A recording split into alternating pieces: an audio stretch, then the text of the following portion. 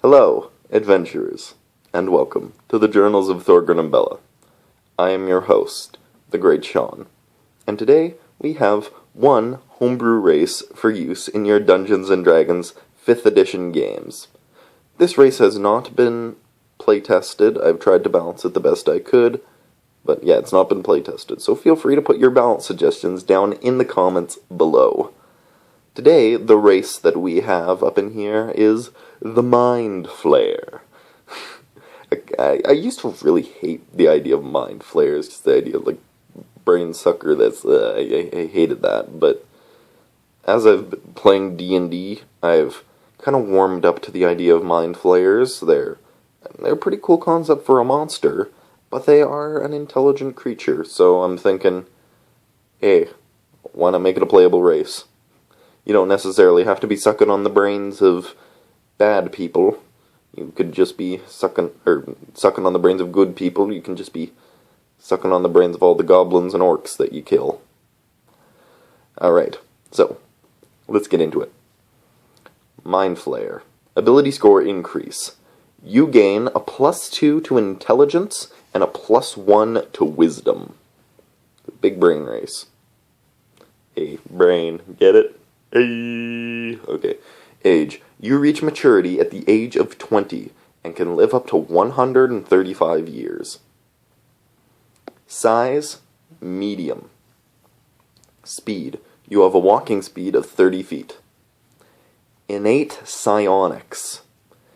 You can innately cast Detect Thoughts and Levitate once per day. If you so choose, when you cast Detect Thoughts, the creature that you target can also hear your thoughts in the same manner. Extract the brain. You need to consume brains of intelligent humanoids to survive. When you grapple an incapacitated humanoid, you can choose to extract and consume the brain as an action. If you do so, the target takes 10d10 piercing damage. If this damage reduces the target to 0 hit points, the target dies and the brain is devoured.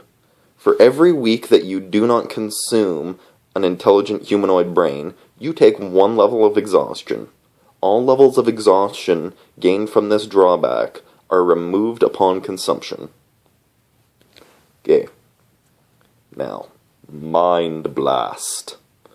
As an action, you magically emit a blast of psionic energy towards your foes in a 15-foot cone.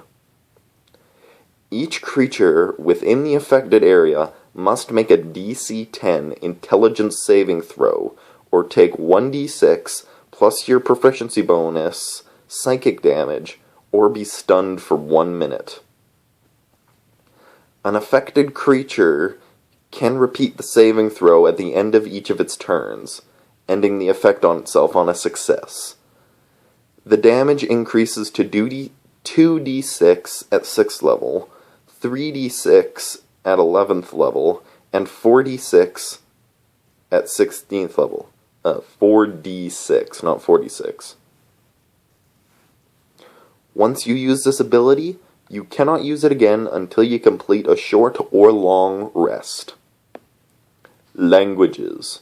You can speak, read, and write Common, Undercommon, and Deep Speech. So, I'm kind of worried about if this race is a little bit overpowered. I'm kind of thinking maybe the ability score increase should be a +1 to intelligence and a +1 to wisdom, because you got their innate psionics thing, and then you got the Mind Blast. The Mind Blast is kind of just the Dragonborn's breath weapon. I believe I nerfed it slightly. I don't have the breath weapon right beside me, so I can't read it. But I believe I did nerf it slightly. But then there's also the innate psionics. So it's kind of like Dragonborn, but better a little bit. Extract brain, it doesn't really add anything to the power level of this class, however. Because I doubt you could really use that in combat. Like, how often are you going to get a like the creature being completely incapacitated. And even then, you're probably only going to get one creature.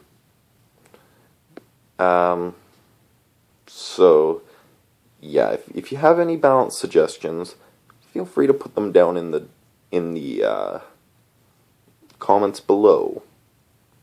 Other than that, yeah, have fun.